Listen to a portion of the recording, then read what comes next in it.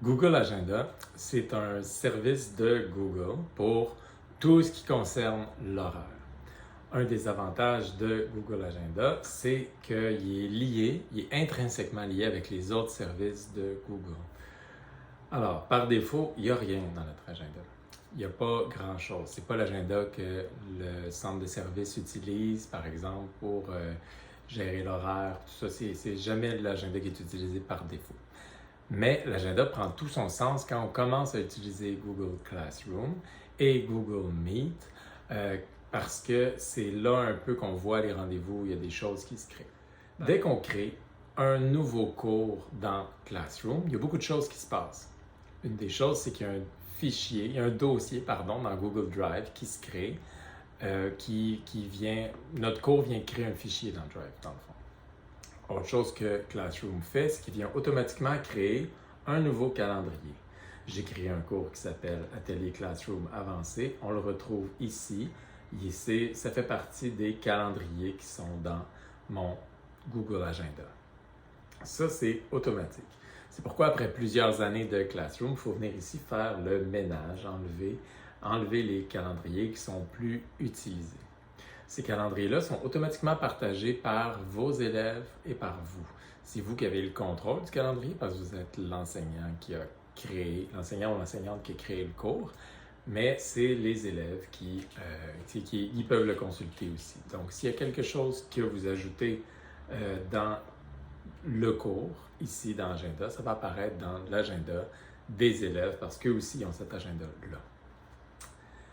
L'agenda peut être utilisé de plein de manières différentes. Donc, juste si on s'attarde un peu sur l'apparence, on a ici la vue, en cliquant ici, ça nous ramène toujours à aujourd'hui. Donc, peu importe où on se promène dans les jours. Donc, je suis rendu au mois de septembre, mais là, si je clique sur aujourd'hui, ça me ramène à aujourd'hui. Ça fonctionne un peu comme tous les agendas, comme ceux qu'on retrouve sur les appareils mobiles et tout ça. Donc, on peut avoir une vue en jour.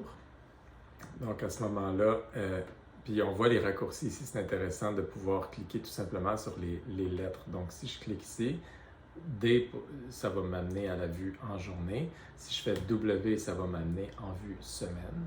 Moi, j'adore la vue 4 jours, je la trouve parfaite. Mais on peut voir l'année au complet, évidemment, tout ça. Comme n'importe quel calendrier, je ne veux pas passer trop de temps là-dessus, mais vous comprenez l'idée. Pour ajouter un événement, on peut cliquer sur Créer et créer de zéro. Mais on peut tout simplement aussi, si on sait que notre événement a lieu, par exemple, vendredi après-midi à 3 heures, on vient cliquer sur la ligne ici, on clique et l'événement va déjà être placé à 3 heures avec 1 heure par défaut de durée. Donc, j'ai cliqué comme ça, je viens ajouter un titre et on voit que je suis déjà dans événement. On peut changer la durée comme ça, donc je veux que ça dure jusqu'à 5 heures. On peut le faire des événements répétés. C'est des choses qu'on souvent on a déjà vu ailleurs. Le Google Agenda n'a pas réinventé la roue du tout pour ça. On peut ajouter des invités d'avance et on peut ajouter une vidéoconférence Google Meet. Les élèves avec leur compte CSSMI n'ont pas accès à cette option-là d'ajouter un Meet. Dans le fond, le Meet, c'est seulement disponible aux profs quand on a un compte CSSMI. Nulle part, les élèves, pas plus dans l'agenda qu'ailleurs, ont les moyens de débuter une rencontre sur Google Meet. Alors, on peut ajouter un lieu, une description, tout ça. Donc, tout est là comme ça. On peut cliquer sur plus d'options pour avoir plus de détails dans notre événement. Une chose qui est intéressante avec les calendriers, c'est qu'on peut se faire des créneaux de rendez-vous. Par exemple, si je veux me faire des créneaux de rendez-vous le midi, donc je m'en viens mettre l'heure de midi à 1 heure, je veux que les élèves puissent me réserver des créneaux de rendez-vous pour me rencontrer.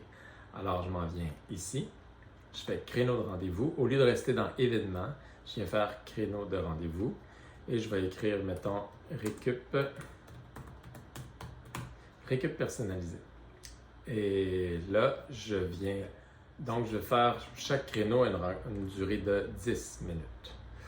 Alors là, je viens séparer mon heure en petits événements de 10 minutes.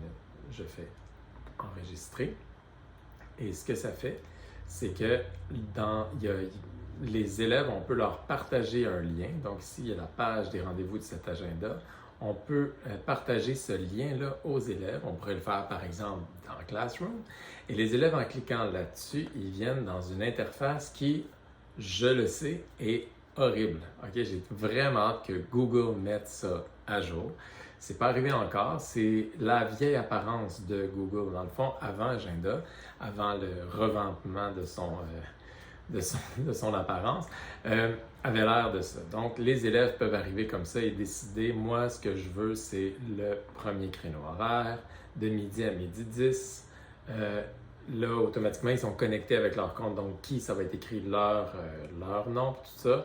Puis, ils peuvent écrire, par exemple, aide en... Et là, ils viennent enregistrer. Automatiquement, le prof qui a fait un créneau de rendez-vous comme ça reçoit un courriel. De toute façon, je le vois apparaître ici. Je vais aller en vue journée pour le voir plus en détail. Donc, on voit ici récup personnalisé avec Alexandre Bézinet à midi. Alors là, les créneaux comme ça pourraient être séparés entre élèves. Tout ça. Ça pourrait être une façon de rencontrer les parents aussi. Là. Envoyer un lien comme ça, ils réservent un truc. Le seul défaut de tout ça, c'est l'interface qui est vraiment datée, qu'on espère que Google va actualiser bientôt. Par exemple, je suis en train de faire un devoir. Je veux que la date limite, ce soit aujourd'hui à 16 h. Aujourd'hui à 16 h. Et là, je fais publier le devoir. À ce moment-là, ça va apparaître dans Google Agenda. Autant que dans l'agenda des élèves ici, qui est dans le petit hamburger, là, ici, comme ça. Donc, on a agenda ici. Et on voit que aujourd'hui, le devoir oral à préparer, il est là, comme ça, il apparaît ici. Je peux cliquer dessus, ça m'amène au bon endroit si je suis un élève. Donc, les élèves imaginez des élèves qui ont plusieurs enseignants ou qui ont un enseignant mais qui utilise beaucoup l'agenda comme ça, qui met des dates à tout ce qu'il publie sur Classroom, tous les travaux qui sont à remettre. Bien, l'élève utilise la force de l'agenda. Il vient ici dans la section Agenda de Classroom et il voit facilement ce qu'il y a à faire dans la semaine, séparé par couleur selon les cours. Il peut avoir directement, il voit ce qui est à remettre quand automatiquement il est organisé. On voit aussi que ça se reflète dans l'agenda tout court. Donc, ce que je viens de créer, le devoir oral à préparer, apparaît ici dans l'agenda de la journée. Donc, le vendredi à 4 h, j'ai ça ici à faire, l'oral à préparer. Si je clique dessus, j'ai le lien direct pour aller dans le devoir dans Classroom. Comme élève, ça peut être intéressant. On arrive ici comme ça, au bon endroit pour faire ce qu'il y a à faire. Alors, une dernière chose, c'est que c'est beaucoup plus efficace quand on l'utilise en plus. Si on se met à utiliser Agenda, ça vaut la peine de l'ajouter sur son cellulaire. Parce que l'agenda est très beau. La version mobile, c'est exactement le même Google Agenda. C'est très joli. C'est bien fait. Il y a exactement les mêmes fonctions. Et si on se met un rappel, par exemple, c'est que le rappel va apparaître sur notre appareil mobile. Donc, ça peut être aussi un conseil qu'on donne aux élèves. Si on se met à utiliser l'agenda comme enseignant avec des rappels, eh bien là, les rappels vont arriver sur l'agenda des élèves s'ils ont un cellulaire, s'ils sont assez vieux pour ça. Alors, voilà un peu un tour bref des possibilités de Google Agenda.